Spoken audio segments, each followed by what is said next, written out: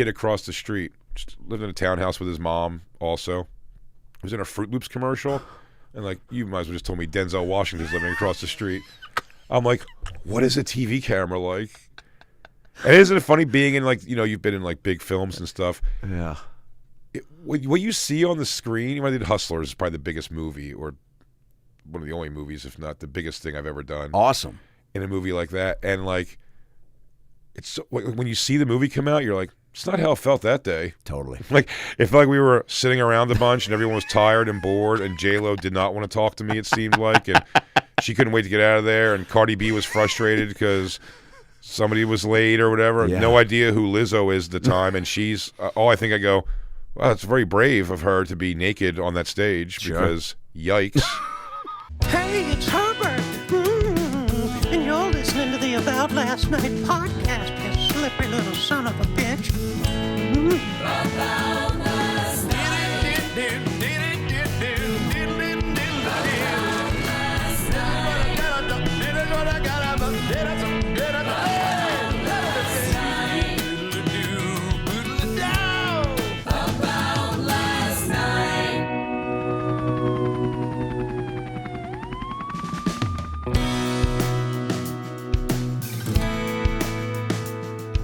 Hey guys, Adam Ray here. Welcome back to a brand new episode of the About Last Night podcast. I'm backstage in Portland, Oregon, opening up for the Impractical Jokers. Been a blast. Thanks to everybody that came out in Seattle and tonight in Portland. We'll be with these guys May 5th and 6th in Utah and then Denver.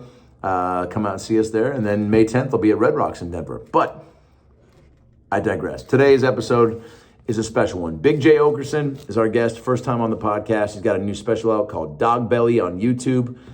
Click right here, go see that, and then click right here and subscribe to the podcast so you can be all caught up on clips, episodes. Of course, subscribe on Spotify and iTunes as well so you can make sure to get all the ALN episodes. We've got a bunch of bangers coming up, but today's episode is one of my favorites. Jay's one of my favorite comics. He's a sweet fucking dude.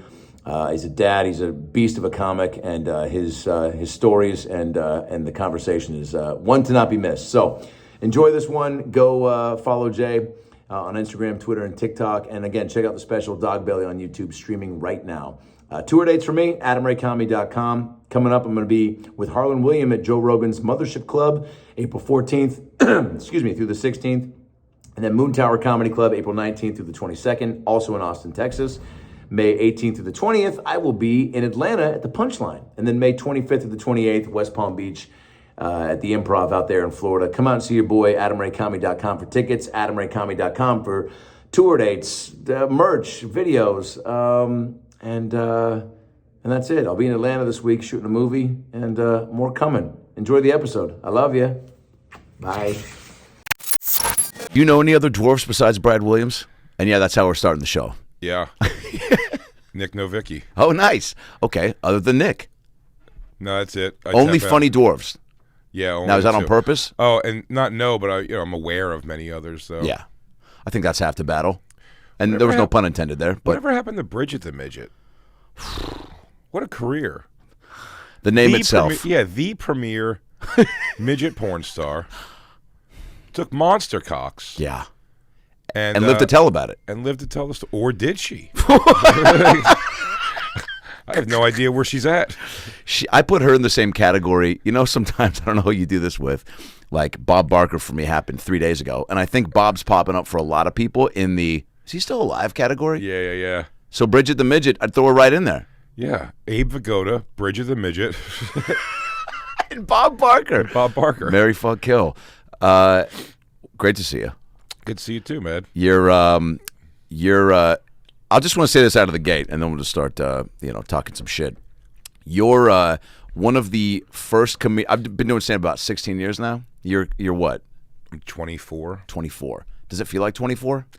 No, but then when you think back on the memories, you're like, yeah, it's a whole lifetime ago. Totally. Some of these things. Do you often do that? Like, I don't know if it's reminisce or just some sort of a club or even a city, stirs up an old memory from a gig where you're like, dude, that was already 15 years ago. Well, what's interesting being out here like this time, which is nice, because I said I've been doing it for so long, and it took me a while to kind of crack. The New York scene I kind of got in. Yeah.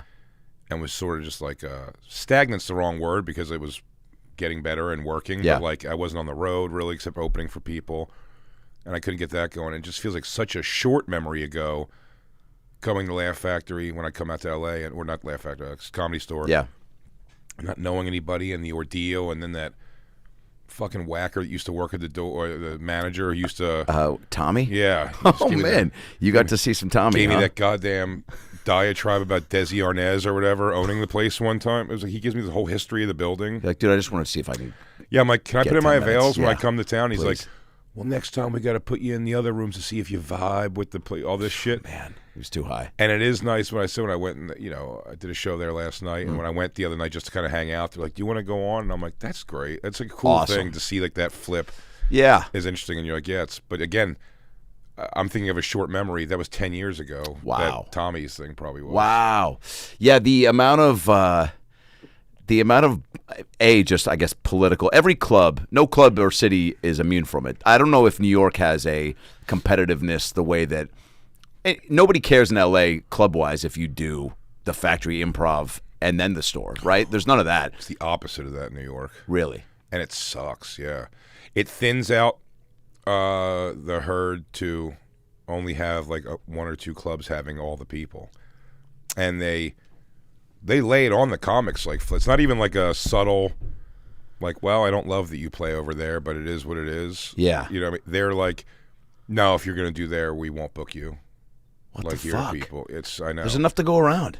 Not only that, the ball bag to present that when you're like on weekdays it's $30 and like on the weekends it's like 70, whatever it is, Yeah. $100. But you're like, what do you think you're feeding my like there's no contract here. No way, man. They also do that to you and the shittier thing is when they do it to comics who need the stage time. Oh, yeah. Like, do you know what I mean? Oh yeah. I can see like maybe being bummed, not doing anything, but like, man, Chappelle seems to go up at the stand a lot more than the cellar now. Oh wow. When he's in town. I can see the seller being like, damn, what did we do? It's like, Yeah. this isn't his place anymore. But for the young comics, like, they're not putting asses in seats anyway. Yeah. It's not the reason they're there. So it's Yeah. like, who gives a shit? Yeah. Have you do you like it when you come out here? You're out here for your special, by the way. Dog I do, Belly. yeah, I'm doing promo for it. It's yeah, I do like coming out here now. Yeah, Yeah. for sure. I said that was a lot of the thing was coming out here on trips alone, especially, and just like based off of I had to do like one thing, I got like a little thing to film or something. Yeah. Or some responsibility I had out here, and I was like, oh, I should see if I can get and it'd be like one thing at the Laugh Factory. Yeah. And one thing at the Improv or something like a late night show. And yeah, just that awkwardness of like, you go there and like, hey, I'm Jay. Is there a manager here? Yeah. Dude, nobody is I guess there is just maybe truly a handful of people that can walk in anywhere. I mean, I feel that way when I go to New York. It's like, but guess what? I think we're also, you know, every comic's got a little insecurity where you're like, Sure. I don't want to assume, and I think that is the healthy approach, that I'm just going to walk in and I don't have to say anything to anybody, and they're just going to go, oh, Mr. Oakerson, right this way. We have your table set up. I'm still so not that guy that I think within the last 2 or 3 years, just with a new person working or something at the comedy store, I've pulled my license out because like ID, and I just go, yeah. It's so much better than being like, actually, I'm just like, my thing is just to go like, here, and then someone will come over and be like, dude, he's like, Yeah. okay. And I go, sure. Yeah, whatever. Like, great. I'm not a You're doing your household job. name. Totally. And there's also so many, you forget too, there's young kids working at some of these clubs that like, you know, wanted to work at a comedy club, but might not have a vast knowledge of the game yet. That's what I'm saying. Like, They're you know just me, like- it's because you know comedy. It's not, it's not like I was on Night Court or something like that. Well, not with that attitude. Do you watch Night Court? The new one? Yeah. I can't because. And what's that what did called? John Larroquette do to you? What's the called? What's it? Like too much exposition. Is that what that's called? Yeah. In that commercial for it, when it was like, when the girl, you're like, how is this story unfolding? And she's like, my father, the original star of this show, is, you know. Oh God. And it's like they have another like sassy black bald lady. That was Marsha Warfield. Yeah. Was Roz, but now they have, it's not Roz anymore. It's like, because everyone, it's moved forward. He's supposed to be, you know, John Larroquette's playing his character years older. Wow. And she is Harry Anderson's character's daughter, Judge Stone. That's All right. the thing as a judge. And I was just, I love that you even know that much. they gave me all that in a 30-second trailer. You're a And that's where I checked out when she goes, when she was like, you know, my father, Harry Stone, told me that I'm going to be a judge. And I was like, that's the story? Oh, God, yeah. They just set it up for you, but also closed the book for you. Yeah. No thanks. And then he's still a public defender in night court after 40 years. Retire. That's so fun. So, that's like, if there's a character in there, like maybe you're the bailiff, and you're the one looking up just going, dude, why are you still here? Marky Post didn't even come back for this. And then Marky Post, let's throw her on that list of people. She might be dead. She might be. Let's just start the list, by the way. Elliot, if you have a Sharpie and some... Have not seen Marky Post. Not in a while. Since Night Court. Are you a sitcom guy? When I was younger, I was. You were? Yeah, I didn't get cable. I didn't get cable for a long time. Oh, shit. Till I was like 16 almost. We didn't have cable. So it was TV channels. Yeah, so I watched... But it was a good time for it. It was like Cheers, Cosby Show. A little bit of an influence? Before Cosby Show. Before the hullabaloo. You always got to say the hullabaloo. You always got to say that. With R. Kelly, Cosby, and Michael Jackson, I feel like those are the kind of the trifecta of the, I was a big fan before the thing, right? I think it's a fair question, but I think people have been shocked by everyone keeps asking now, they're like, Cosby on tour, would you go? And I'm like, yeah. Totally. I'd love to go. I go, I want to see what he's Would you pay for the ticket, though? Sure. It is what because I think it'd be terrible. I don't think it's going to be good. No. I think he's out of it. He's not going to acknowledge this at all. I think everyone's waiting for him to acknowledge it. He's not even going to. I bet he's not even going to mention it. You don't even think lights, one spotlight on him, people applaud. He just looks up and goes, "Oopsie," or like, "Did I do that?" Or like, just some steals a catchphrase from Jaleel. I don't know, like that would be great. Yeah, he goes, "I got everybody in the audience an open soda." I hope you can stay awake. It's going to be a long show. So some sort of call to... This shot girl comes out. Hey, everybody. Like, feel free to have yourself. Go ahead and have a yeah, that's a guy that still so many people can't shut the door on with their fandom for. And I didn't grow up on him. I acknowledge how phenomenal he was when he, I mean, probably storytelling wise. And I know you. And that sitcom does hold up. Oh, it was of all sitcoms, like it still comes on with, and I pop it on because I'll be like, "Oh, you never saw the episode." You know, my girlfriend's a little younger than me. Yeah. So I'll be like, she didn't grow up with Cosby Show, so I'm like, "Oh, you never saw when Denise brings the guy home," or I remember those, and they still hold up, man. He was great, bro. I was a big Sesame Street guy, and Cosby came through a lot to the Boulevard. He was mixing it up with everybody. Everybody liked him. Nobody, Big Bird wasn't like, what's that in your pocket? Like, it wasn't, everybody was, he just was a beloved guy. He was likable as shit. Which really makes you feel so much more the thunder that it must ring with when you come to and realize America's dad is sliding it in you. Yeah. Yeah.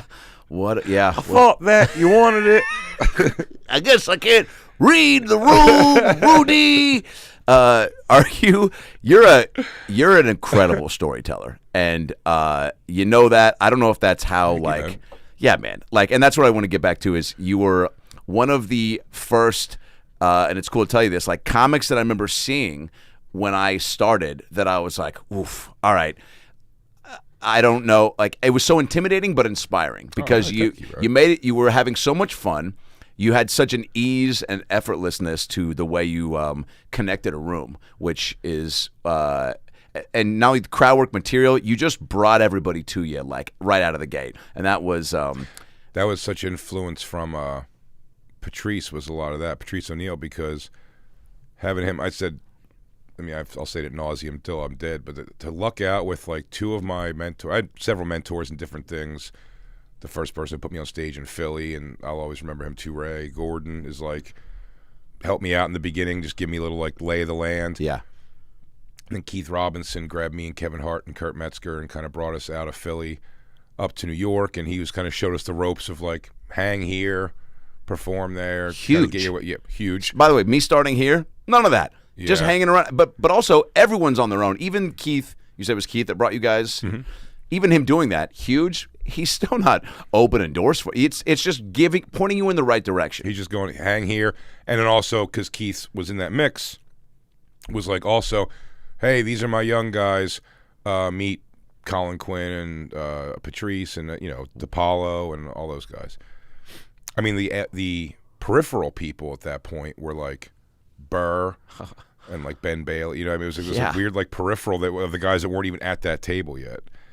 And to become friends with Patrice organically and kind of learn from him, that the two things you mentioned with the storytelling, one was I was pure just like jokes when I first started. Yeah. And just like, and observational horseshit. Also, starting at 19, I had no life experience to draw from. So it was just dirty, just quick, like, observational and then of course, so they couldn't do it. And like, and on top of that, being fat, and like right. all the fat jokes. When I started getting into the clubs in New York, one night I was at Caroline's, rest in peace. I was at Caroline's, and I was in the middle of the show somewhere, and Patrice had said to his manager, who was sitting next to him at the time, he said out loud, he's like, man, because Patrice at the time, and this is said a million years ago, so Patrice, a lot of his jokes were still like, I'm fat guy shit. And but he was great, you already saw like what he was gonna become and could have become. Fat Guy Shit, by the way, great album title. Yeah, Fat Guy Shit. I mean, I'm listening to both sides. Then I don't get it. So by the time that telephoned back to me, because what he said to his manager was, Jesus Christ, by the time I go on stage, because I'm on these shows with him all the time, to see these showcases, and I'm kind of going in the middle, he was saying like, Jesus Christ, by the time I get on stage, I have nothing to talk about, because like Jay's doing all this fat guy stuff. And by the time that telephoned back to me, it came back as Patrice said, you're stealing his material. And I looked up to him so much, and I was so that was such a soul-crushing thing. And I knew I didn't, but I was also like, well, I don't know what to say. I'm not going to go argue with him about it. Like, he's such like, I know I didn't do it. And you're a young comic, so you don't want to ruffle feathers. So I cold-shouldered him for like 2 days. Nice. Not cold, just didn't like, I was like, hey, Patrice, and just kind of like went about wouldn't talk to him. Yeah. Really, or sit down and engage. Oh, man. And then 2 days later, he called me, landline. I always remember that. At my mom's house still I lived. And he was like, man, I didn't say that he's like, stop being a weirdo around me. I didn't say you stole my material. He kind of explained what he said. Great. And he was like that. And then I remember being funny. I was young enough, too. He goes, but anyway, he goes, I shouldn't even have said that. He was like, because the reality is the young guys are supposed to like kind of come in and motivate the older guys. Yeah. And he was like, I got much more to say than just a bunch of fat shit anyway. So he's like, don't worry about it. He was like, don't change anything you do for none of that shit. It was just me griping. And I was like, and as soon as he said it, I was like, well, I don't want to just do fat shit now. Yeah. He just explained to me why it's like corny and like the easiest thing to do. And I was like, yeah, well, then I don't want to do it either. So then I started telling, trying to write jokes away from that. And then it was DC Benny and Ben Bailey were two comics who started a show in I think West Village at a place called Zinc Bar, and it was a storytelling show. And they came with that, like, doesn't have to be funny. Instinctually, I'm always going to do that, but for some reason when he just said that, it always stuck out to me because I was like, oh, there's no pressure to because I still felt that, like, if they're not laughing, I'm bombing. Yeah. Not that they're listening or anything like that. I'm just like, they're not laughing, I'm right. eating shit. And that long-form storytelling was, I really liked it. And then I would go back to the comedy club that night and try to tell that story again. The problem with that was fledgling in those clubs all those years and just kind of being there, not fledgling, but just kind of like drifting through those New York clubs. Yeah. I was doing these stories, they're long-form stories, so you got to pick like 2 or 3 stories and tell them on the set, and then over and over, night after night, the same 4 walls. And then what I started doing was I saw a waitress at the Comedy Cellar with a comic on stage who didn't change his act very much, for lack of a better term. Yeah, he didn't change his act very much. And I saw when, he got the light, and then he always goes into the same closing bit. And I saw a waitstaff girl walk out and mouth the words to one of the punchlines and, roll her eyes. And I was like, oh, that's what happens when they get, bored of hearing the same shit. Oh, man. So I got nervous in that, and that's when I started picking a story to do, and then just working the crowd the whole. Because I'd be on after Dave Attell at 2 a.m. they just saw the best comics in the world, and I was tired. like, I'm just gonna go and like fuck with the crowd. So that's why I kind of like, and it's almost like what I do now. It's like Yeah. a long form thing, and then just talk to the crowd for a while. Wow, dude. But I said I had mentorship that you couldn't.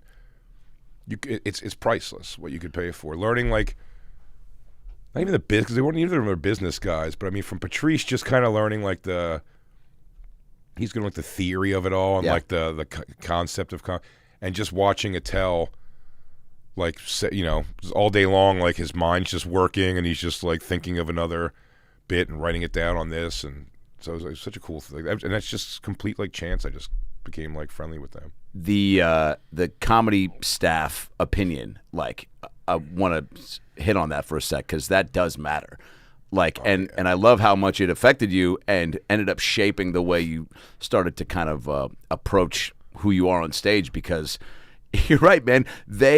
It's all subjective, but like, you know, they at least know what they like and don't like. And people that work at the club, you know, again, it's your span of the game. It's also, you got difference of opinions of all the people that work there, from someone that's in the bar, but the servers that are in and out, they're hearing everything, but they're also seeing the way people are. They're you know, if the show is weird or the person sucks or they're attacking, whatever it is, the vibe's off. The vibe's going to be off with their tab, the room. They just have, I think, a strong sense of. They do. And Attell, another thing he passed, I always say I came from the Attell camp of like being on the road. Like, I don't have a rider.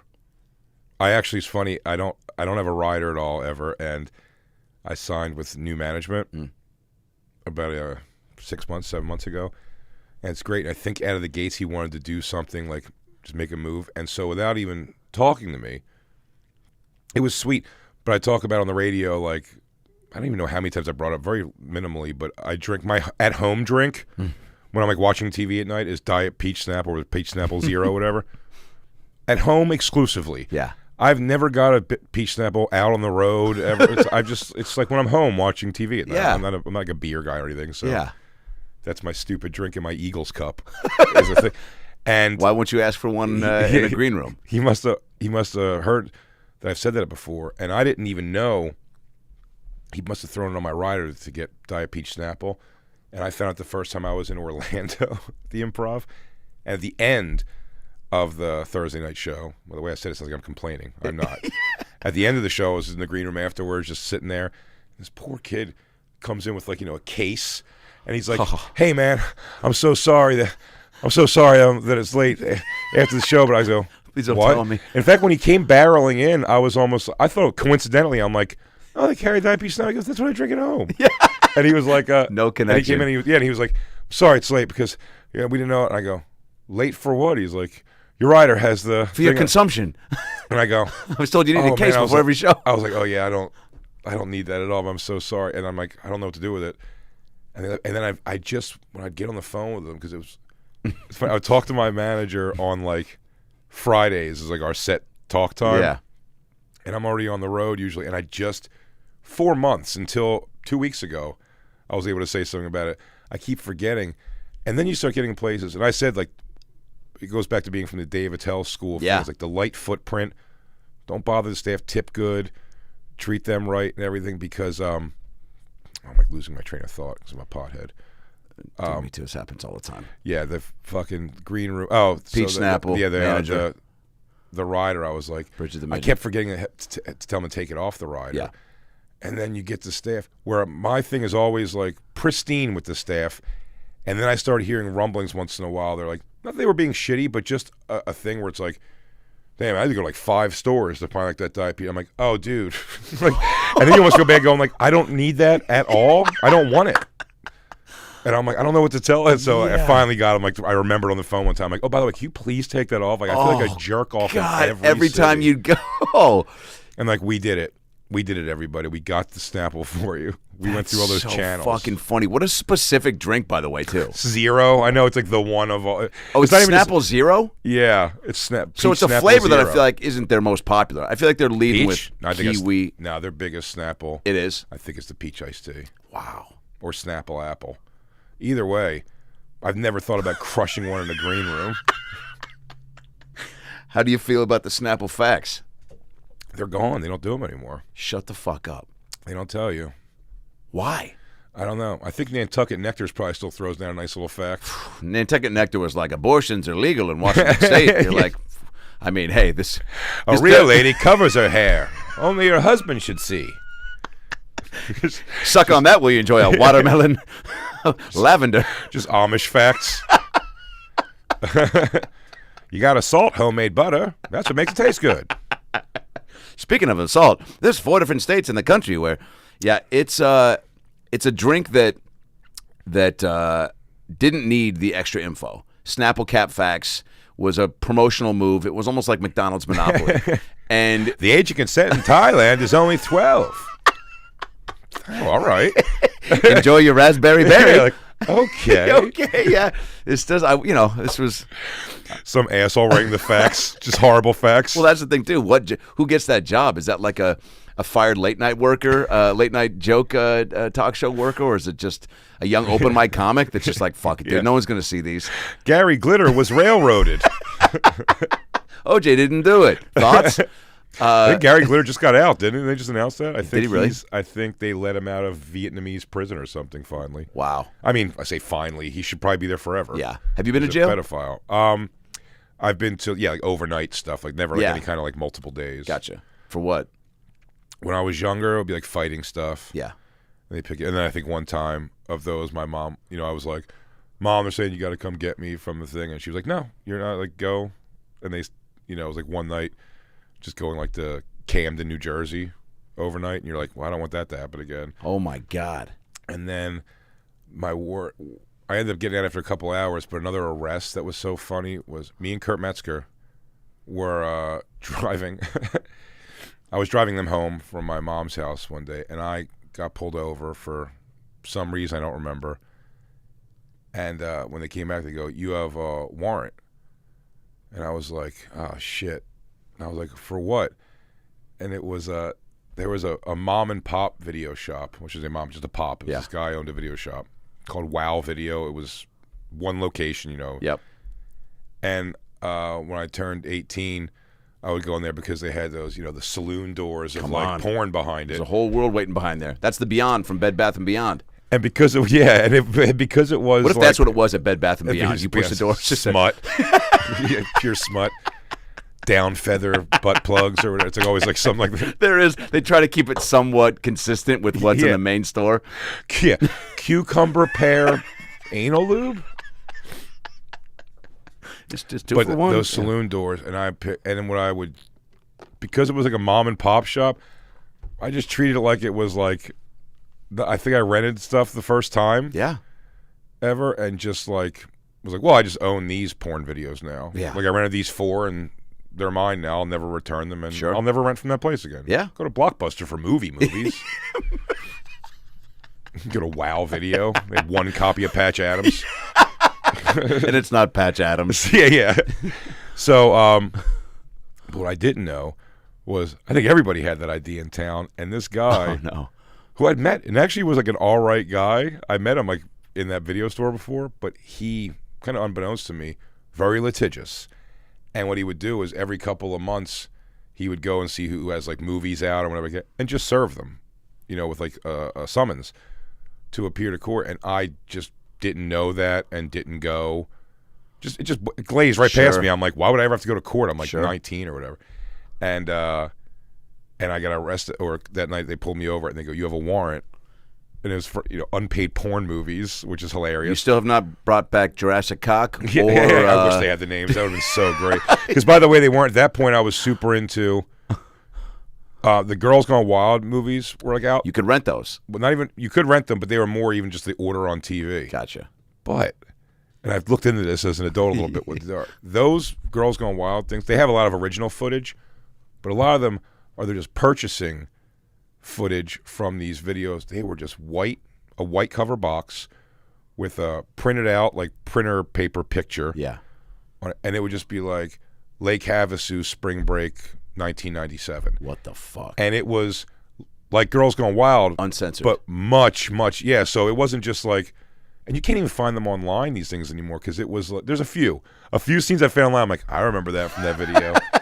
But it was like legitimately like Mardi Gras and like some guy like laughing and a girl's like, I'll suck his, like, it's real. They were like real things. Wow. And I loved those. Wow.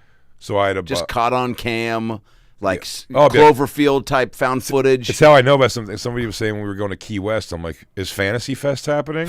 And they're like, what's that? I go, it looks like the oldest, grossest swingers orgy in the country. Because Fantasy Fest is like Key West old people just letting it loose.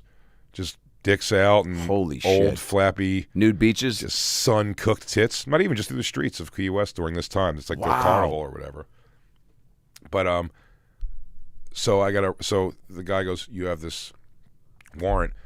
We got to take you in. And I was like, oh, shit. Like, okay. I'm like, well, can, like, my friend Kurt, and his girlfriend was Jessica at the time. And he goes, I was like, can they take my car at least like back to my place or whatever? He's like, yeah, it's fine. And then they go, they asked Kurt also for his ID.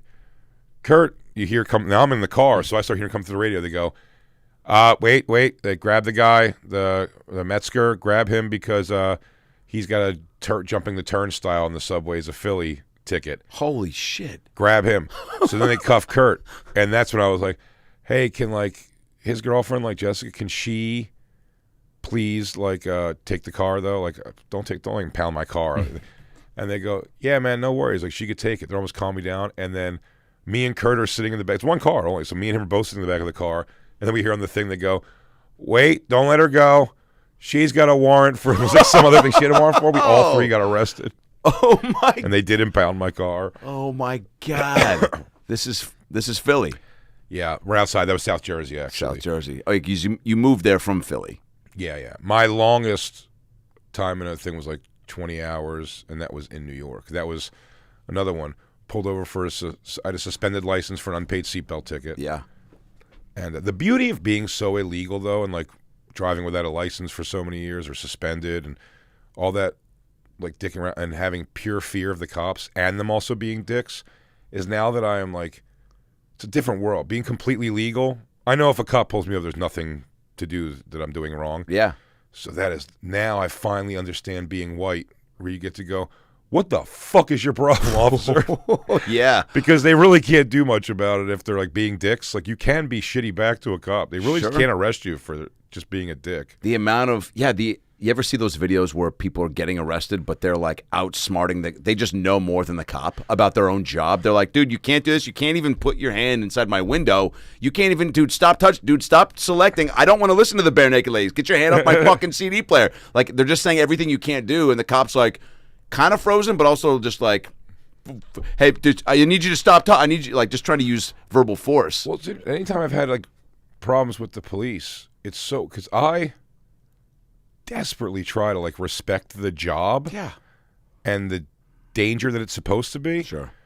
But I mean, every time I've ever been like handcuffed, I'm always like, shit, okay, all right, so there's no way to like get out of this. Like, no, we got to take you in. I'm okay. And, you know, put your hands behind your back. And they still like head down on the car. Oh, like, yeah. And like, you know, waiting like, oh, yeah. It's like, pull your arms back. Pull your other arm. And they're yelling. You're like, guys, I just was like, yeah, I got it. Yeah. And you know it's like a seatbelt ticket. Yeah. Like, calm down. Oh, yeah.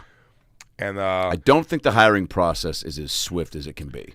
yeah, I lived in New York for a while in the East Village. I lived on a police station block, which I thought was going to be a benefit, and it was The opposite. just the worst. Oh The my abuse of the power is gross. I've seen that, and just like their just disregard for like it's awful the way they just talk to people and stuff. There's an argument to be made that the cops in Grand Theft Auto do a better job at patrolling the streets. Although if they can't find you for I think 45 combined seconds, the entire town gives up. They don't even have they don't have an APB anymore. Everyone's like, I don't know. I think he like went into the grass. He's in the tall grass. Okay, so you a lot to talk about here. You grew up in Philly, so does that kind of contribute to the? I'm sure people look at you with tats and facial hair and piercings and go, "Oh yeah, of course you got arrested in Philly growing up." Yeah. But also, and what's great about in getting to know you, and the first time we really kicked it was when we went to watch Sal and the Jokers at Conan, and I got to be so taken aback with like, oh, dude, you're such like a sweet teddy bear of a human. And when you smile, you like light up a room, and you're such a nice dude. Oh, thank you. But when you just watch someone from afar and you see, the way they mix it up with the crowd, and it's even with your crowd work, you're never demonstrative. You're never trying to like bury someone and make them go home and feel whatever. No, I always think the more fun is always, like you said, you that also stuck out to me. You pick on like the jacked dude who's like great looking, and you try to pump the nerd up and get him laid. Yes. That's always the more fun of it. Kill it with kindness, right? And you still got to hit him and hug him, but it is also like the way I used to describe it, the term I use, like my comedy, I hope at least, has dimples, in the sense where it's like, nice. If you're saying the hardest thing, you're still almost kind of going like, but come on. It's like, it's ridiculous. Yeah. It's ridiculous. That's why I always hate when they're looking for like reason in jokes. They're like, what do you mean when you said this about whatever Malaysian people? I'm like, nothing. Like, it's a joke. It means nothing. I don't funny. I don't know any Malaysian people. I just made a very racist guess. We're all supposed to laugh at how ridiculous that racist guess is. Yeah. Philly's fine. No, it is funny. All the things that probably look the part of like, don't fuck with this guy. Yeah. Are the reasons behind them are even so hilariously not. Like, earrings are the only piercings I really have, and my nose, I guess.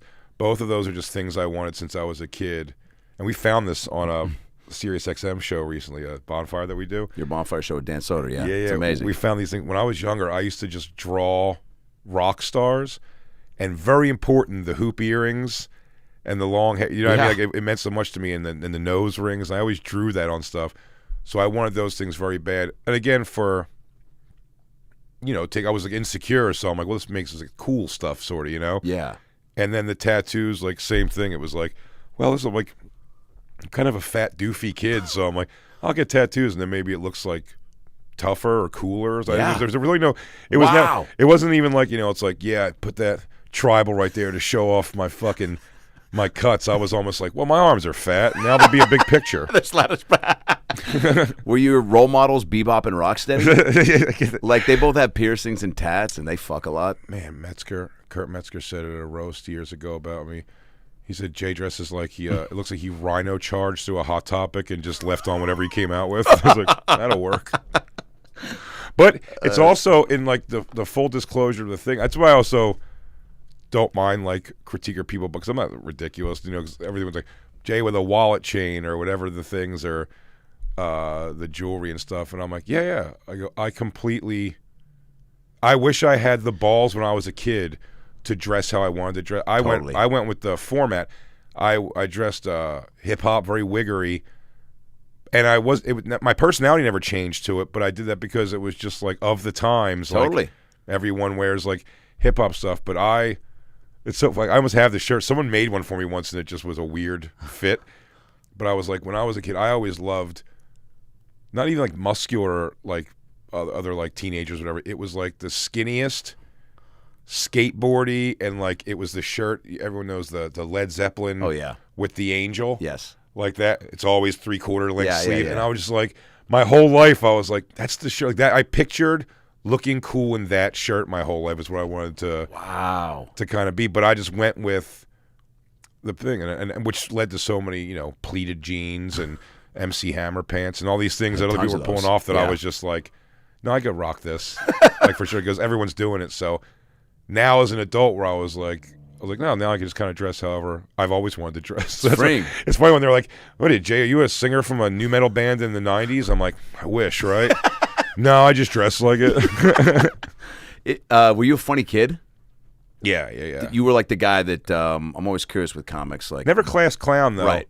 It was more like in small groups, subtly, or were you kind of the man of the? No, small groups for sure, amongst a group of friends, but also like I wasn't like, again, I don't like. It's why I love Impractical Jokers so much. Why I say it, Jackass and Impractical Jokers are, aside from loving the guys, but like it's unjudgeable comedy as a comedian. Yeah. I can't do that better. In fact, my personality is not even good at doing that. I'd be like a Q more. Like every time they're like some version of like, hey, call this girl old, like in some way. You know what I mean? Like ask her why she's here with her son when it's clearly her boyfriend or something. Yeah. And I'd be like, nah. Like, no way I'm saying that. Now in a comedy club, I would do that exact thing because I'm like, I feel like there's like a contract when you walk into a comedy club, you're being fucked with. The cold fucking with people on the street is not my deal at all. So I do like love. That's what the Jokers like caught me so much. I get to just sit back and watch it. Were you with your family? You got brothers and sisters? Yeah, I've had. Well, I mean, they're my brothers and sisters, but my mom remarried when I was 10. Mine too. And well, split when I was 10. Remarried about an hour ago. But yeah, split at 10, or when they split? They split. Well, they split when I was 3. Oh wow. And then my step-pop came in when I was 10, and then they have my brother and 2 sisters after that. And then my dad's got 2 kids in Ohio. I don't know them quite as well. Yeah, that happens. But, yeah, it is. What's hilarious is my siblings, like my close siblings, my brother and sisters, look, they're all my stepfather, like Italian, all pretty short and tiny. My mom's kind of short and tiny. And my brothers in Ohio, who I don't know if I know both their middle names, look like we all look alike. That's like all the same thing. It's very weird when you see them. Do they claim you? Are they like, oh, dude, our brother, he's got his own radio show specials. The funniest thing when they come and they say things, they're like, yeah, the old man, something like, he never shuts up about you. It's like always telling everybody that my son, the comedian, and blah, blah, blah. And I'm like, yeah, but he does know and acknowledge your birthday your whole life. I'm like, so... Hey man, yeah. Which one do you want? I just can't be choosers. Oh, we always say it's so funny. They always bring up on the radio show. It's just some picture of like that my dad and the 2 boys, and they're all wearing like adult onesie pajamas. Yeah. And it's like we give the old man a hard time, but Big G, you're the best dad anyone could ask for, something like that. I'm like, man, we have very different experiences. That's awesome. But my brothers and sisters, I was like a big part of like taking care of them growing up. We were broke, and like my parents, my step-pop and mom, both went back to college when they were both in their late 20s. Wow. And kept farting out kids, so I was in-house like baby. We were broke, so I took care of them while they worked a bunch. Holy shit. And that's when we were able to move to South Jersey. That's the move. Everyone goes from Philly to South Jersey, and then the kids become pieces of shit because there's no parents at home. Nice neighborhood, nicer houses, no parents home, kids running wild. Philly, which is urban, West Philadelphia, dangerous, all those things. And for some reason, I just never, it was such a crazier teenage time that 1 year in South Jersey high school, because first time I've ever heard of I've heard of heroin, but I didn't know people kids were doing heroin. Like several kids died in the senior year of in South Jersey of heroin. There were no signs that they were abusing. Where do you get heroin from? I was like, I don't even know where. I'm like, where do you guys get heroin? The 70s? That's the last time I. Yeah. Just walk into a 7-Eleven. Yeah, give me some jujubes and just a couple needles. Hey, is David Crosby your step? Where are you getting heroin from? How do you ask for that? What does it even feel like to, I guess, grow up quick like that? When you have to raise your siblings and you're this was at what age for you? So funny. It's I started at 11, watching my brother, and then every 4 years, for the next 8 years, she had like another kid, and so once one was like not a baby, and you can like watch them, but almost like do your own thing. Yeah, I'm gonna play video games. Yeah, and, like there'd be another baby, like that quick. It was good. It probably kept me out of a ton of trouble. And they are also, my parents were cool. I didn't have like I always think it's weird anyway, but I didn't have everyone come over and you could smoke and drink in my house. My parents, I glad I didn't have that. I didn't have that, but with that guy's working at Costco right now. Yeah, but I also which is fine. But I also didn't have. My friends really weren't like that in some weird way. Even though some of them smoked pot and drank and stuff, I'm sure. When they came to my house, it was never something to worry about. So my parents, because of that, my friends being all pretty good people, they kind of gave me run. Like, I know you're here 16 hours a day. Yeah. On Friday and Saturday, your only days off of school, watching it. So have over whoever you want, and here order pizza and shit. So that was kind of cool. That's dope. They gave me that, but it's not so much growing up fast, because when I hear with my daughter's 20 now, I'd be mad all over again if somebody from her childhood would tell the stories of how they watched her the way I watched my brother and sister. And they remind me, which is the funniest, my sister was like, remember you used to lock my brother's name's Bobby. Remember you used to lock Bobby in the closet with all your friends until he would say the N-word? What the And I was like, oh, yeah, that was funny. And by the way, it's different than it was now. I feel like now everything is so divided. Sure. Much more ever than then, because I was like, everyone's like, what are you, like, all your white friends just use the N-word? I go, no one really my black friends were there, and we just thought it was hilarious to hear a 2-year-old say the N-word. Totally. I go, no one was overthinking. No. Like, they knew me, so nobody thought that was a thing. Everybody was on board.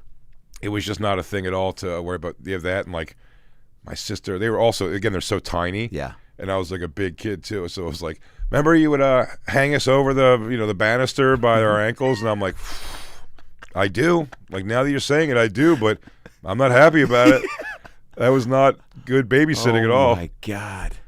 And my stepfather and mom they're great, because they're just like, we had to work, and they lived. Everyone's alive. They lived. Yeah. I mean, they come home, and it's like, that's all you're really responsible for, is like, make sure they don't die.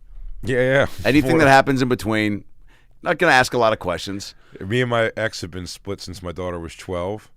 But it was funny. When she turned 18, though, we did have that thing where it's like, hey, if she dies now, it actually is her responsibility.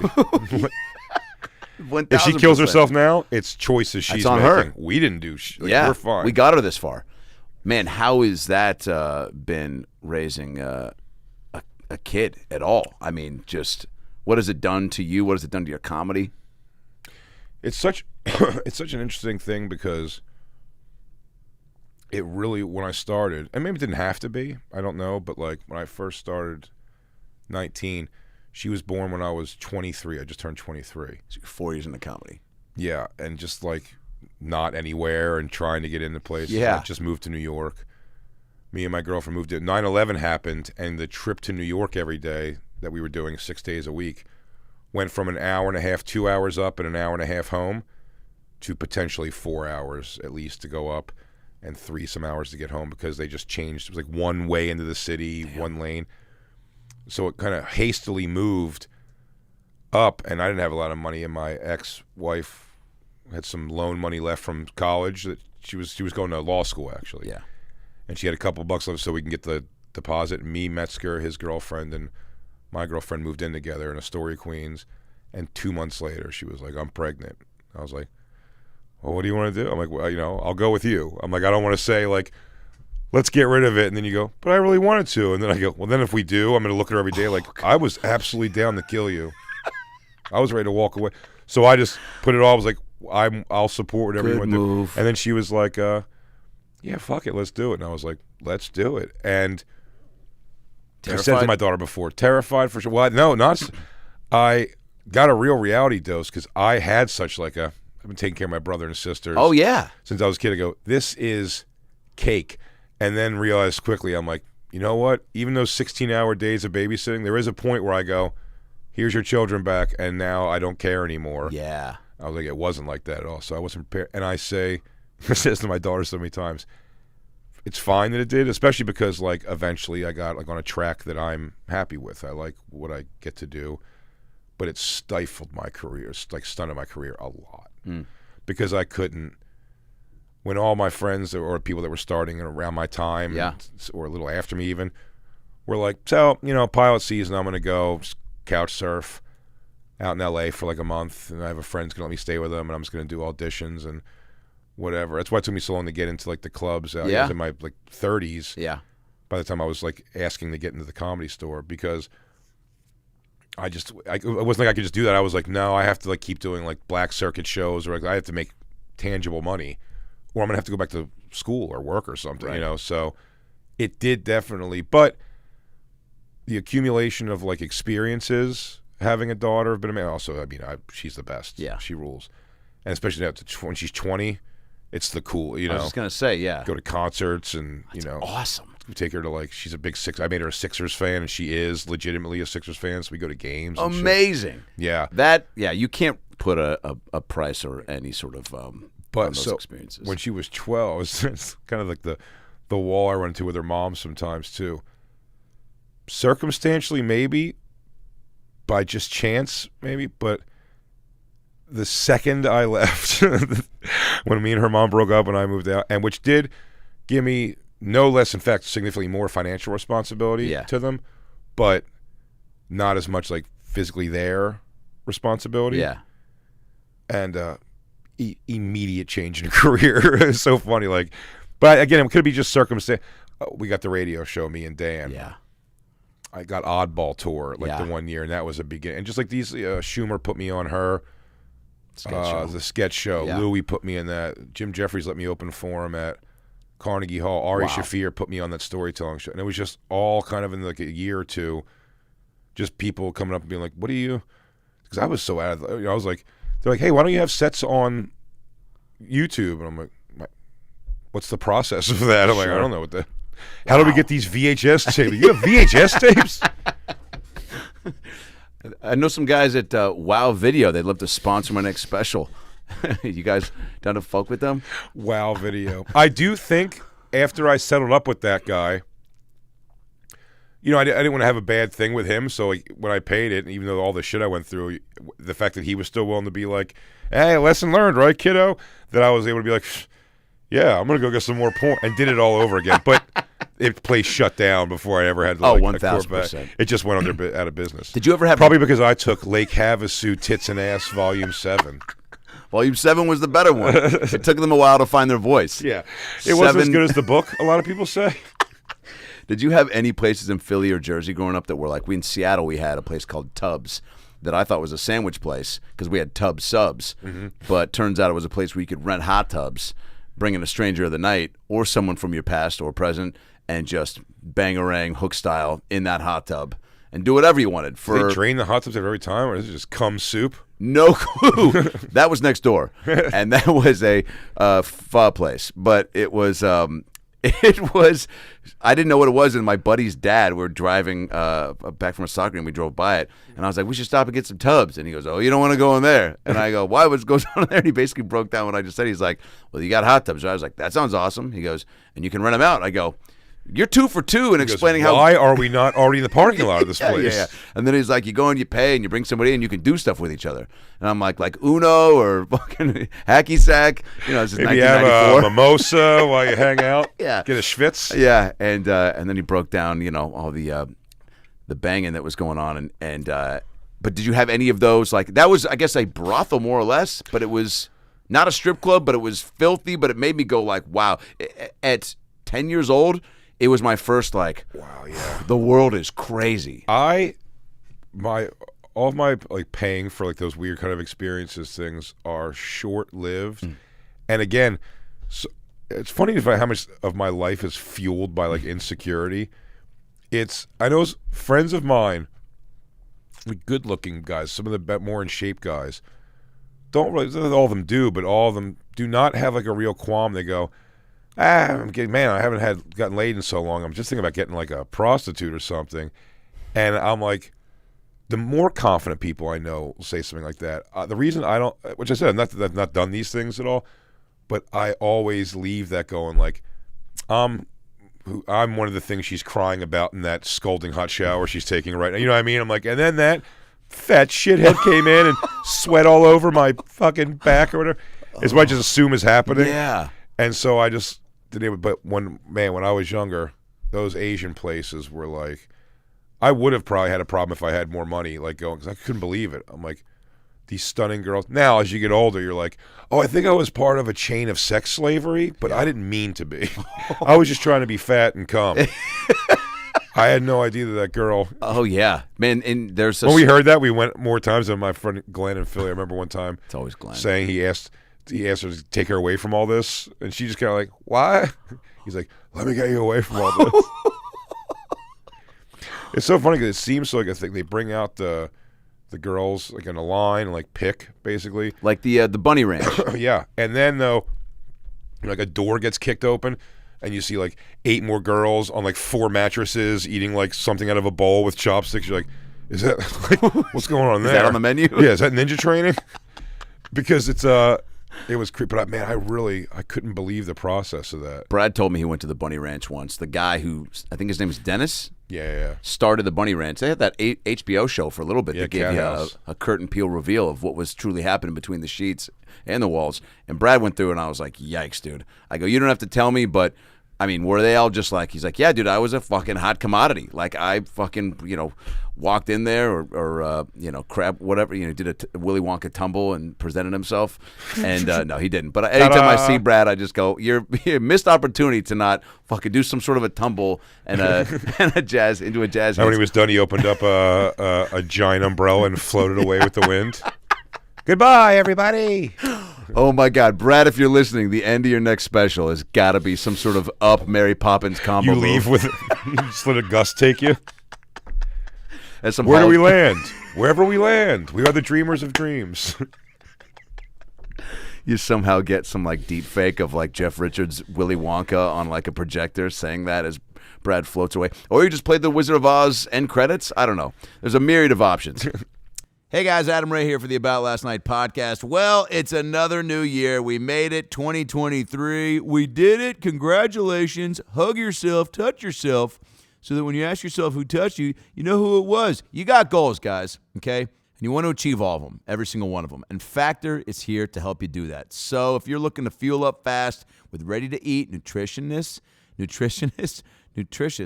yikes. You ever just forget how to read? Meals delivered straight to your door, then Factor's the place to go, okay? They leave you time and energy to tackle everything else on your to-do list, so you don't have to worry about where and what you're eating.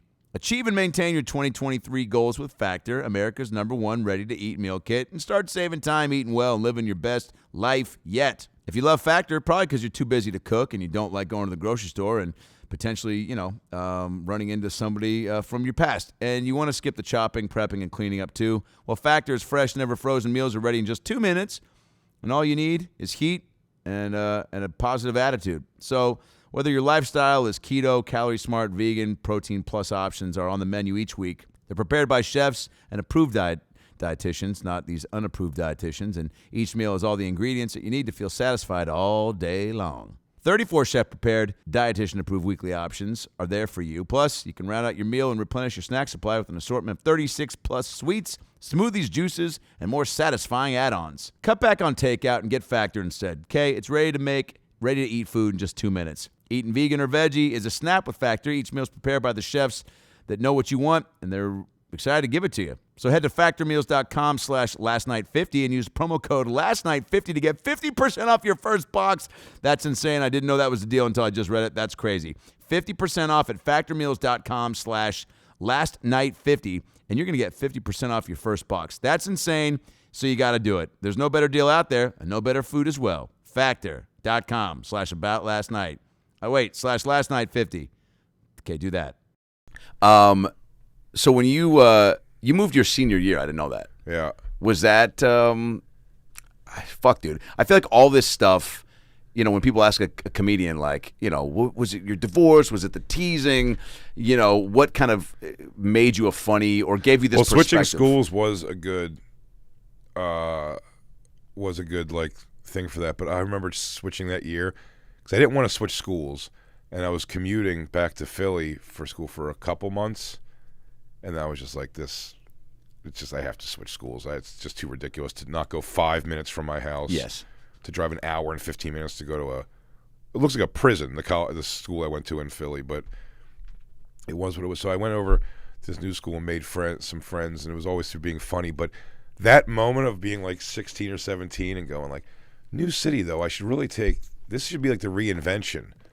Like I'm set in stone. My school in Philly was kindergarten through 12th grade. So I was with people since long-term friends since first grade, kindergarten. That's crazy. And I'm leaving in 11th grade. So I was like, I was like, you know what though, I'll take the positive of this. Like, it's time to reinvent myself and really be. You're going with a clean slate. Yeah, it's like I could really try to do, and all I remember was going myself to a pool hall that was like all ages, so mostly teenagers, and playing pool alone, thinking that the flag I was like flying was like, come talk to me. I was dressed. It must look so. If I was now sitting looking at that from across the pool hall, I was wearing a gray Turtleneck. t-shirt, but the sleeves Brandon Walsh, 90210, like dude, that's all you got to say, Brandon Walsh. And on top of that, Joey Lawrence-esque, the vest with the black back and maybe some plaid on the front and jeans. And I just remember just walking around like chalking a stick. Oh, whoa, completely by myself, drinking like a Diet Coke or whatever. Seeing a girl at the bar and going, whoa. Yeah, like, whoa. This guy loves Blossom, or is he related to Lawrence? I'm like, what did I think I was putting out there? He goes, time to go let everyone see what's going on over here at the pool hall. Mom, if you need me, I'll be being 90210 out there. Holy shit, trying to do a... I looked probably so ridiculous, but I felt like Brian Austin Green. It's like Bag.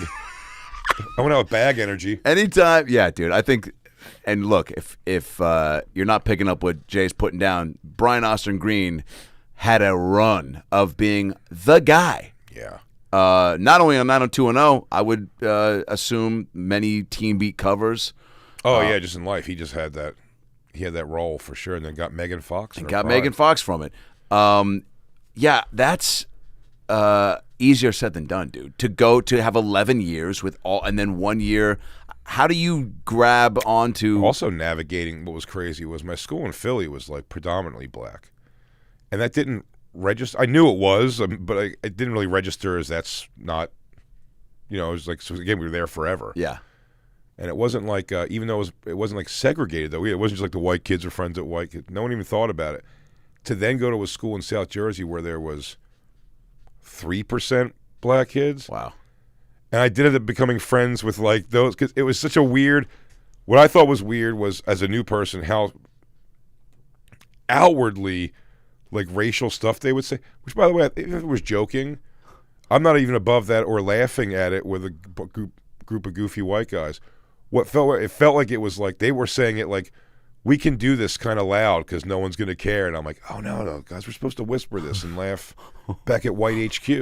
Don't do this, Al. You're going to make them upset.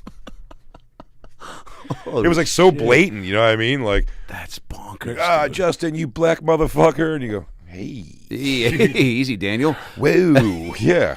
Hello, confident. Oh, man. Did you like school? Once I kind of found like my little kind of like, not clique, but I just knew how to kind of navigate the day with friends and stuff. Yeah. Yeah, I didn't hate it. Certainly wasn't the best years of anything. I was in no rush to go to college. You always strike me as someone that's been like as, I guess, personable, affable as you are. Bonfire with Dan Soder that you guys do on it's Comedy Central's serious show is so fucking good. You guys have an amazing rapport. Yeah, he's great. It's just to have someone like that to play off of. Built-in friendship of how long before that? Maybe 5 years, but it was funny. The show kind of brought it. The show, yeah, definitely brought up a notch, but it was just me and Dan, my girlfriend Christine. Whenever she would see me and Dan, we had each other's numbers, but we weren't like text friends at all. But we saw each other at comedy clubs a lot, and when we would, Dan was still smoking, so we'd both be outside, and it was just an unspoken like. There's a few people you walk up to, and he would walk up doing like, I'm like, is that Dan Soder? Whatever dumb thing, and then he'd do a sassy voice, and it's like it's stupid, but at the same time, you're just like, that's like a weird, like kind of simpatico thing. Totally, you gravitate towards it. My girlfriend was like, you guys should try doing some sort of a show. So we just like recorded a bunch of stuff and gave it to Sirius XM, and it's been such a. I mean, like, Have there been guests or shows that really stick out as far as like, I guess also looking for in this, career where you've so many great specials and the storytelling show with Ari, and now your special coming out, the Dog Belly, April 5th on YouTube, produced by Ari. Yeah. Amazing. Yeah, Ari really. I mean, talk about someone who's going to be in the thank you of my life story. Ari Shaffir, because he knew a little more. Not that he's great at the business of comedy necessarily, but he knew more of it. He just had like some things working that I didn't have working. So my agent was him putting his agent on to me and being like, wow, you should look at this guy. And then, he overly cares. He fought for me to be on that show. Comedy Central had no interest in having me on that storytelling show. They told me that. And he like fought for me to be on it. And then they, a couple years after that, I got my Comedy Central hour. I was going to say, your story and your appearance was like, it popped. So that he gave me like, so it really, he put me back on that. And then even with this special, I was just like, I don't know, like Netflix and these things are like, they're just dicking around and saying like, let's look in a year and shit. Where I'm like, I've been sitting on this stuff all through COVID. Yeah. And I wanted to get rid. And Ari was just like, let yourself produce. And he just basically took everybody who did the Jew special he just did, which is great, and just like, he was like, and he had me hire all of them to come do this. It was great. Yeah. I mean, where'd you shoot it? At our festival, Skank Fest down in Vegas. Yeah. A very hilariously casual way to say our festival. You and Louis J. Is just you guys. And Dave Smith. And Dave Smith, yeah. That's the Legion of Skanks. But the festival itself is actually, even though it's kind of based off of the name of Legion of Skanks, it's we're the figureheads of it. Yeah.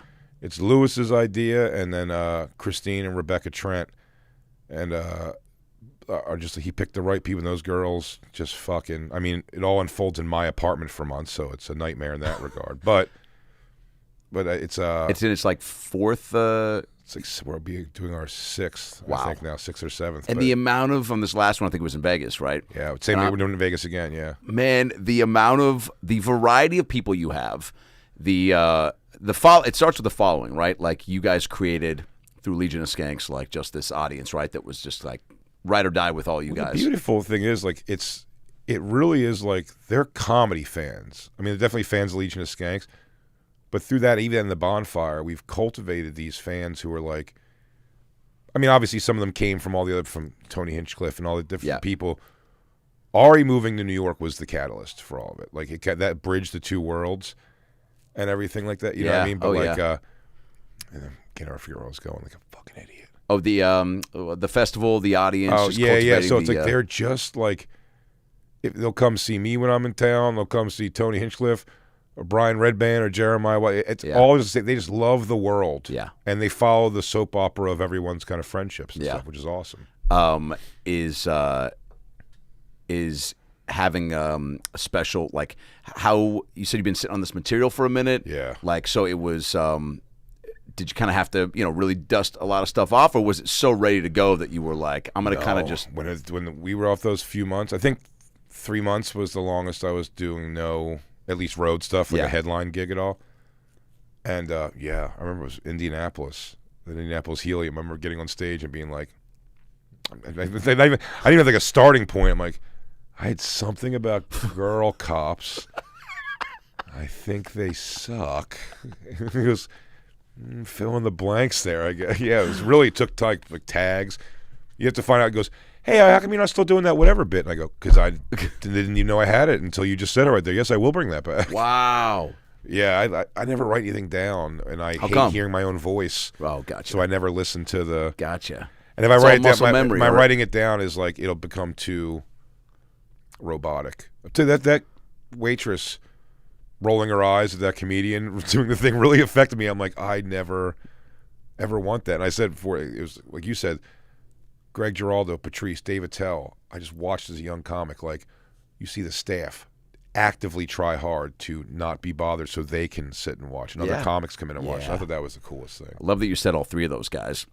Yeah, Giraldo was my favorite comic. Still is. Yeah. Got to just work with him once. Him and Jesse Joyce at the Irvine Improv was so nice the whole time. That's also where I met Attell. Schumer was featuring for him there when I was hosting. This was years ago. And Patrice as well was, and which is, it's so funny that you said that was the first influence. And when I was kind of putting you in that same world, I was going to get to that, because that for me was the first headliner I saw at the Punchline San Fran do a full hour. Patrice.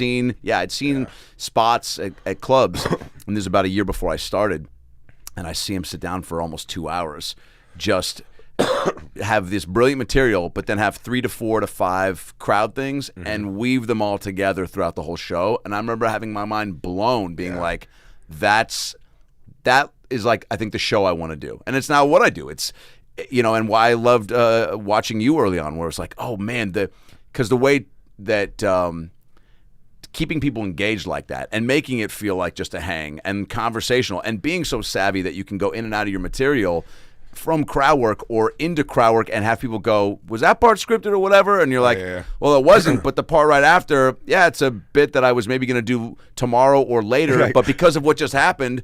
I do have to do that outside of the show sometimes. They're always like, that was off the cuff, huh? Like, No, not all. Like, Yeah. He's like, you think that layered bit about whatever was like, no, I wish I was that much of a genius. But guess what? Sometimes those things do happen, right? Because you're so Absolutely. dialed in and Well, I think it's the thing with crowd work now, especially because getting exhausted online. yeah. Apparently everyone's doing that. That They sucks. said TikToks, like all that It stuff, is and what I'm it like, is. well, that sucks because you have to like, for it to be good, like, and I don't think I'm like the end all be all. I think there's plenty of people who do crowd work phenomenal. I'm just like, what they do is like it's layered. Their mind's operating the same as if they were writing a joke. So you're thinking of like, what's going to be the funnier word? Yes. You know, that's like, that was an interesting thing too. It was always like the picking and pieces of people that I admired something about them. Like I said, something like Dane Cook. When I first started, I'm like, Dane Cook to me, just like, I watched him enough, thought he was funny enough to know. I go, okay, saying a bubbly soda is funnier than saying getting a drink. Getting a diet Shasta is funnier than saying whatever beverage is funnier than soda. And like the interesting thing of that, and all those and Patrice taught me what I thought was so important. Was he sitting down? Obviously, by the time you saw him like, sitting on stage. Oh yeah, it's 2006. I remember watching that change in him. And I don't know if he even like ever vocalized it, but it's definitely what I saw happen and why I think he got more comfortable. And I have this also with Patrice, is that we're both harsh, probably in different ways, but like I'm not like an idiot. I hate that when the comic, oh, you guys can't handle it. It's such a cop out thing to do. You guys can't. It's like they can all handle it. It's got to be by the way you present it. Totally, they're adults. Take some and I just responsibility. noticed the same thing. Like if you're going to be that kind of harsh with material and kind of say whatever you want to say, when you're a big, just present size wise, like me and Patrice both were, the difference between looming over an audience and kind of like the simplicity of like, are you guys a couple? Like still feels like the audience is like, yes. Oh yeah. To sitting towards the off stage a little bit, like back a little further on the stage and just sitting and kind of like they come to. So that's what I said. It's the difference between going like, you ever suck his dick in the car ever, versus going like, you ever blow him in the car? Do you know what I mean? Yeah, like, it just dude. takes this thing out of them. Where like, and when you go, do you ever do this? Is when you get more of a chance of going like, that's a little personal.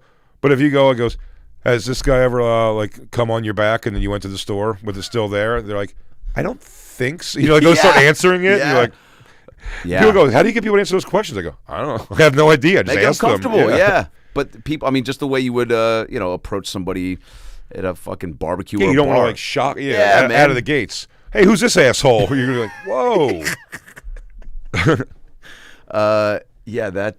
That's. I appreciate that insight, man. I was always curious how you went about your engaging with people. Yeah, but in that the was crowd. exactly watching Patrice do that. Just seeing that difference of like, because he's always gonna like, rock some people and people leave. Still, I have that about people leaving shows like this isn't what I thought, but like it became much less, and I think that's when people started really falling in love with him because he was giving you that like, and then his jokes were becoming more like, I have diabetes, I got all this shit, and like, he was so good, man. I couldn't. He'd either be in jail right now or be leading a cult. Patrice. Yeah, he'd either have a cult of people or he'd be in jail for. Who knows what terrible thing he would have said. You think he'd have a podcast? Played the devil's chords. Yeah, without a doubt. I think he would definitely have a podcast. Giraldo too, right? I feel like. Yeah, and I think they would have really loved the evolution of the game where it's like Patrice would have loved like no one being able to tell him what to do. You can go behind a paywall, you can do whatever you want to do, and just kind of like they could demonetize you, but he didn't give a shit about that. It was more like, can I say whatever the fuck I want to say? Totally. Greg too, right? And it would have been great, yeah. And not having to rely, at least in my knowledge for Greg, like having to need to get a show or something to like, he would have been doing all around, going on Rogan. He would have done everybody. He would have been a staple of that, I think, at Burr's level, in my opinion. He would have been on Rogan constantly. Like Rogan would have loved him. Just doing everything. Stern, like he just would have stayed in that. Opie and Anthony would be together. Yeah. I mean. Regis and Kathy Lee would have never broken apart. Regis wouldn't have died. Seacrest would be out. I met Seacrest. He hosted a game show that I went on my freshman year of high sweetest? school. I bet he's just the sweetest. Well, here's the thing. I ran into him at that game show, and then we both were backstage at a Dave Matthews Band concert. Yep. Nice. And I love me some DMB. And we're both. You're just selling some helium balloons or whatever. We're both nitrous. very baked. And it was in the family friends, like, buffet food, drinks, where the band would come kick it with you, and then they're gonna go get ready, and you can stay there, you can whatever. And I'm there with a couple buddies, and I see Seacrest, and I'm like, he hosted the show I was on as a freshman in high school called Click, and 2 years later, he's like, welcome to America, and I was like, get the fuck out of here. Wow. That's a big jump. So I go up to him, and right away I can tell his eyes are cash. So I was like, awesome, because I'm going to bring it up at some point, because I'm also very high, and this will kind of just even the playing field. And so I go, hey, man, and we're also in this area, so I feel like you got grounds to approach, and I go, dude, Click. Underrated show. And he just goes, almost spits up his food, and he goes, wow. He goes, that is a deep cut. He goes, how do you know Click? I go, I was on it. I go, you don't remember me? And then I go, I had that girl who fucked up all my chances at winning a Casio keyboard, and I think you guys gave away 10 grand. And he's like, wow, that was a time. And I go, yeah. And then you went from that to Idol. He goes, yeah, I go, it's fine, dude. I'm also super high. And then he goes, okay, thanks. And then I go, good to meet you. See ya later. And I should have said Seacrest out when I walked away. You should have twisted his mind and leaned in and been like, where's Brian Dunkelman? Oh, yeah. What'd you do to him? Yo, where's Dunkelman at? Where's Dunkelman at? But mean it and commit. I love that Dunkelman quit American Idol. He's like, I don't want to be pigeonholed in this. Dear God. What are you, insane? Maybe the number one blunder if we're playing Family Feud. That's like a biggie. That's a big one. Real biggie. Dunkelman, if you don't know, he was with Idol hosting the first season. I think just said, I don't want to be pigeonholed. He was the stage host, and Seacrest was the main or no, host. I think they flipped that. I think Seacrest was the stage face guy, and Dunkelman was doing like what Seacrest started becoming funny at was the after thing interviews. Yes. And then he was just like, I don't want to do a whatever. What am I? Paul Abdul's on this? You're like, that should be for him to watch stay. almost the same story too, where it was like, Rogan. I always loved like. Yeah, they started doing some of that cage fighting like down the street from my house. They were like, you want to come be the announcer? Yeah. He goes, they just gave me $600 million. And I'm like, Brian Dunkelman, I believe. It's not a dig, but I think it's just, he's like drives Uber currently. Wow. I think, yeah. Do you think he brings the story up? Oh, yeah. Yeah. Funny story. Back there they go, sir, I clicked preference no conversation. Oh, yeah. Yeah, Kelly Clarkson was on the speaker. He goes, "You guys want to hear a funny?" He goes, you guys want to hear a funny story? He goes, "No." And turn the air up. Her and Justin Guarini didn't like each other on season 1. Like, again, man, shut the fuck up. Turn the air up. And he goes, "Yeah, my favorite was Fantasia." And he goes, "That wasn't my season." Somebody asks him questions he doesn't know. Like, Oh yeah. What's Clay Aiken like? I don't know. I left. Is William Hung as nice as I think? I don't know. Does Sanjaya always wear that thing on his head?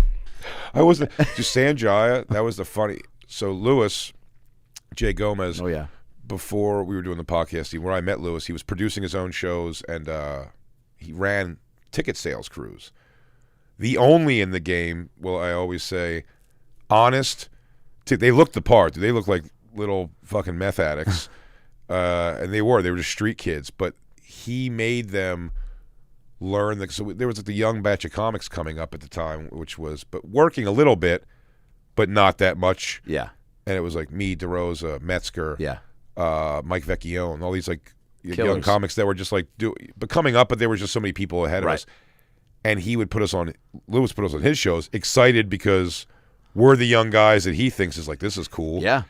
And he would teach his street team to, instead of doing what everyone else is like, Richard Pryor is going to get on stage with Seinfeld tonight over there. And people are like, well, I'm from Oklahoma, sure. He would be out there pitching names that no one heard of before. Be like, Kurt Metzger, oh, man, he's got this thing about this, and he's from this. And they would really pitch. So it was the first time as young comics when we got on stage, the audience was like, you'd see them being excited. They go, oh, they told me this guy's like, whoa. And that was such a smart move to do that. The point of that was Louis with the street teams. Elliot? No, what was the name? Brian Dunkelman. No, well, yeah, it was something about, Sanjaya. Oh. By the way, it always comes back to Sanjaya. Those, so Louis is like crew of guys. Yeah. At one point, they just bumped, after he was already on the show, Sanjay, and he just dug stand-up comedy and started just coming around a bunch and just being at all of Lewis's shows. Sanjay from American Idol. And his street kids all thought Stan Jack, 'cause he was, I think, getting a little bit of like attention. You can get a couple girls to walk over to be like, it's the Indian kid from American Idol. Fuck yeah, I think he was a top fiver. And that, oh yeah, well that was all Howard Stern. Yeah, that was a Howard Stern joke. Oh yeah. Yeah, I think he was like not a good singer at all. No, it wasn't great. But he would hang out for a while, and it is funny when because I was still a pretty young comic. Fame was like everything. You know, I said this I think on a podcast earlier, but rather than Philly or South Jersey, when we moved to South Jersey, the kid across the street just lived in a townhouse with his mom. Also, was in a Fruit Loops commercial, and like you might as well just told me Denzel Washington's living across the street. I'm like, what is a TV camera like? And isn't it funny being in like, you know, you've been in like big films and stuff. Yeah. What you see on the screen, I did Hustlers, is probably the biggest movie, or one of the only movies, if not the biggest thing I've ever done. Awesome. In a movie like that. And like, it's so, when you see the movie come out, you're like, it's not how it felt that day. Totally. Like, it felt like we were sitting around a bunch and everyone was tired and bored, and J-Lo did not want to talk to me, it seemed like, and she couldn't wait to get out of there, and Cardi B was frustrated because somebody was late or whatever. Yeah. No idea who Lizzo is at the time, and she's I think I go, well, it's very brave of her to be naked on that stage. Sure. Because yikes. I admired her bravery for sure. It is funny to make so many fat jokes about somebody who I also feel such empathy for when things happen. Do you remember Lizzo at one of the award shows a few years ago? I don't know if it was MTV Awards or whatever, but the whole floor was screens. It was like a video screens, the floor, and she starts jumping for one of her songs, and all you see is just like a dead spot like happen on like the screen, because it's all, you know, it's probably the floor is like, you know, 70 of the, like, you know, big screen TVs basically, and she just jumping, you just see like the dead spot happen on. You're like, oh, poor Lizzo. Snap, crackle, pop. Yeah, I mean, I'll go on the radio the next day and trash her and make a zillion fat jokes about it. But also, I always say no when I see it. Though I go, that's why I wouldn't jump on a video stage. It will happen to me. No Dance Dance Revolution in your routine. Oh, I'll stand for 5 hours before I sit in a wicker chair and have me be the asshole. You're not gonna have everybody be like, "Oh, you guys missed it. Jay went home early because he was humiliated because he hurt his ass bone falling through a wicker chair." I told him my fat uncle sits in it all the time. Dude, you're a fucking beast, and Thank you, man. a real treat to have you. Awesome. Thank you for Special having is me, man. Dog Belly, April 5th, YouTube. You got to watch it. I want to close this out with a 10 questionnaire inside the actor studio. Get to know Big J Oakerson a little bit better. R.I.P. James Lipton. You no doubt would have been on the show. I'm going to feed you some questions that James fired at his guest to close the show out. Sure. And I'll be Lipton and you'll be Big J. Here we go. Welcome back to the show. Me with Big J Oakerson. Jay, what is your favorite word? I think it's fuck. What is your least favorite word? I was gonna say no, but that sounds so dangerous to say. No, I hate it so much I won't even accept it. What turns you on? Calm. What turns you off? Crowds. Big crowds. Big crowds. Like being in them. I mean, Gotcha. being like any. Yeah, not on Everyone keeps stage. asking me. I'm going to the Super Bowl, which is very crazy exciting. Amazing. I'm going to be down there, but Yeah. I'm not going. I'm doing a watch party at CB Live. Pretty close. That's amazing. Have you ever been? Blues are over there. Yeah. Yeah, In yeah. Scottsdale. Next to the club, the Next at CB Live. yeah. Oh, yeah. There's one in Scottsdale. The one next to I think it's Stand Up Stand Live. Live. Yeah. Have you ever been? Stand Up Live. No, to the Super Bowl. No. Oh no, Super Bowl never. And This is your team, baby. it's my team's in it. And yeah, Bert Kreischer asked me the other day. He's like, "You want to go?" And I was like, "My mom's supposed to come up to New York and watch the game with me. She hasn't seen my apartment yet." And he was like, "You really don't want to go?" And I'm like, I mean, I want to, but like it's so, you know, it's this, and Oof, I need yeah. I have to get some new clothes or more clothes Sure. sent because I didn't pack for the 2 extra days. And, Yeah. and he's making a face like, "Come on." I go, "I'll ask my mom. If she says I should go, I'll go." And I call my mom, and she was like, "Are you asking me or telling me?" I'm like, "I'm asking you." Like she was like, "Yes." Like, what are you, crazy? Oh, Of course, good for go. her. So That's amazing. Yeah, Bro, I'm no. so pumped for you. I've been to 2, 1 was my team, the Seahawks, against the Broncos when we destroyed them. Yeah. When your team's playing, it's awesome. I know. When they're not, it's still very cool. But it's awesome when it's your team. But so I know it's going to be a crowded thing, but I know Bert's going to like. I know we'll have like our area. Oh, to be yeah. and not worried about that. Everyone keeps asking me before I was even going to the Super Bowl, like, already book it, man. That Tuesday or Wednesday, this parade in Philly. And when I hear that, I'm just like, I can't think of a circumstance where I'd want to go. Not that I don't like the sentiment of it, but I'm like, No. I don't like that. A lot of people drunk. Like New Year's Eve, I've never. All the years I lived in New York, I haven't even I did been it around the once. idea Yeah. of standing You're not on the missing out. peripheral. Of Yeah, it. yeah, it's a lot. All right. What sound or noise do you love? Sound or noise? I know the ones I hate. Love, sound. Let me think. Oh yeah, food sizzling. Oh, yeah. Good answer. What sound or noise do you hate? Oh, so many. There's so many. Yeah, like there's a good from so as a kid I remember the sound of broom or rake on concrete. Fuck that. Yeah. That's a red flag. Oh, someone scratching or broom. And I've done it. If I'm doing it, it's fine. If I hear somebody like sweeping concrete behind me, it's like it makes It's like my blood farts. go- Yeah. Yeah, your own's fine. I relish in it. What profession other than your own would you like to attempt? Oh man, musician would be so great. Right. I envy. What I instrument? really guitar if I could. Yeah. Particularly, and if not guitar, piano. I was just going to say piano for you, man. Yeah, I play drums in the most novice way. I can Yeah. like play the beat of a song and have fun with that. That's cool. But yeah, I really wish again, as time moves on and you get older, you realize how it's a fun thing to explain to my daughter through everything. When every time she's like down about something or whatever, and I go, it's all so inconsequential. None of it means anything. And if I'm like, I couldn't tell you what I was doing the times instead of just picking up the piano or instead of just picking up the guitar. Totally. And I didn't push my daughter either in that direction. I'm like, I really wish one thing I would just been like, you know what? I know you don't like it right now, but just learn the piano. Just learn it and Totally. you just have it. Just to have it in your pocket. It's cool to be an adult and have just a bag of fucking snacks of like life little like oh like shit. a dumbass. Like a dumbass. I got my girlfriend, Christine, I got her what's his name? Tim Armstrong from Rancid. Like version acoustic guitar. It's beautiful. Hanging in our house. She doesn't play, I don't play. She's like, we both can noodle, but like it's nothing worth anything. Not even like, hey, I'm gonna play this song right now. It's it's like, hey, you ever hear the first 3 notes of Hotel California? I know the first 3 chords, and I have to go and then I go The true sign of a professional. Yeah, I'm terrible. So two guitars Yeah. hanging up in my house, of which neither can be used, and a keyboard I bought my girlfriend. And I said, but I genuinely would, if I could be nice, just to go in the room and just like, Fuck I'm just yeah, gonna dude. fucking play piano. Jam to yourself. I wish. What profession would you not like to do? Manual labor. Those days are over. Yeah. I did all that, wheelbarrowing concrete. Everything I did was kind of laborious. Wow. 'Cause I never, weirdly enough, I think I'm the only comic in the world. I've never, ever, ever worked in the service industry. Very strange. I never was a fast food. Never. Everything you might was. be one of the few. Everything was babysitting, and when I would not babysit, it would be like manual labor. But the manual labor jobs also like paid more. Yeah, totally.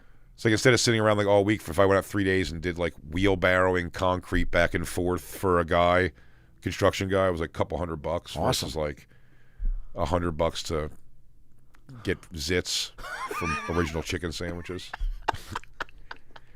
Yeah, I did 2 days at Fleming's in downtown LA.